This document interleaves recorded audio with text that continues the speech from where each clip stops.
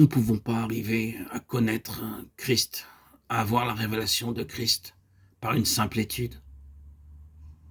Quand le Seigneur donna à la manne dans le désert une figure de Christ comme pain descendu du ciel, il stipula avec beaucoup d'insistance qu'il ne fallait pas en recueillir un seul fragment qui dépassât les besoins du jour.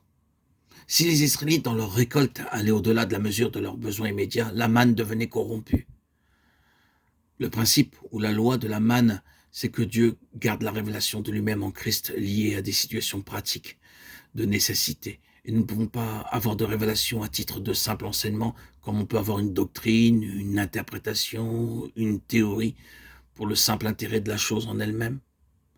Cela signifie que Dieu va nous placer, vous et moi, dans des situations telles que seule une révélation de Christ pourra nous aider à nous sauver.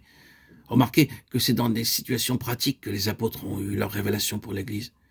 Ils ne se sont pas réunis autour d'une table dans le but d'élaborer un plan doctrinal et pratique à l'intention des assemblées. Ils se sont mis à l'œuvre. Et ils se sont heurtés ici et là à des situations désespérées qui les attendaient, pressés par les situations, souvent jusqu'à la détresse. Ils ne pouvaient qu'aller à Dieu et recevaient alors la révélation libératrice. Le Nouveau Testament est le document le plus pratique qui soit, parce qu'il est né de situations extrêmes sous la pression des circonstances sans issue. Le Seigneur donnait de la lumière pour chaque situation déterminée. La révélation de Christ dans les extrémités pour nous dire, voilà le moyen de garder Christ omniprésent. C'est le seul moyen qui le rende réellement vivant pour les siens. Que le Seigneur nous éclaire, frères et sœurs en Christ. C'est bien pour cela, bien-aimés, que le Seigneur nous garde dans des situations aiguës et d'un réalisme si pratique. Pour ce qui touche à la vérité évangélique, nous aurons le Seigneur contre nous si nous lançons dans des théories ou si nous laissons gagner par le côté technique des choses. Oh, frères et sœurs, ayons peur de ce qui est technique, de ce qui n'est pas théorique, tout en reconnaissant que le Nouveau Testament a une technique et des méthodes qui lui sont propres.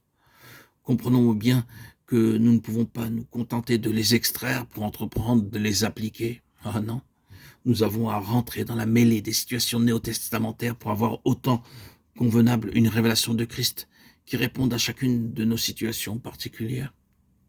La méthode du Saint-Esprit avec nous consiste donc à nous amener dans des situations réelles, à faire surgir des besoins vivants, vécus en face desquels seule une nouvelle connaissance du Seigneur Jésus pourra être notre délivrance, notre salut, notre vie.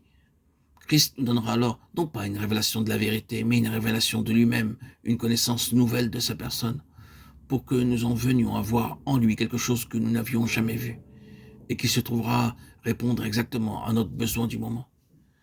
Ce n'est pas une abstraction qui est notre vie, c'est une personne. Il est la parole. Au commencement était la parole, et le sens de cette désignation est simplement celui-ci. Ce n'est pas dans un livre que Dieu s'est rendu intelligible à nous, c'est dans une personne. Dieu ne nous a pas transmis un livre, bien que nous ayons la Bible. Dieu a écrit une personne.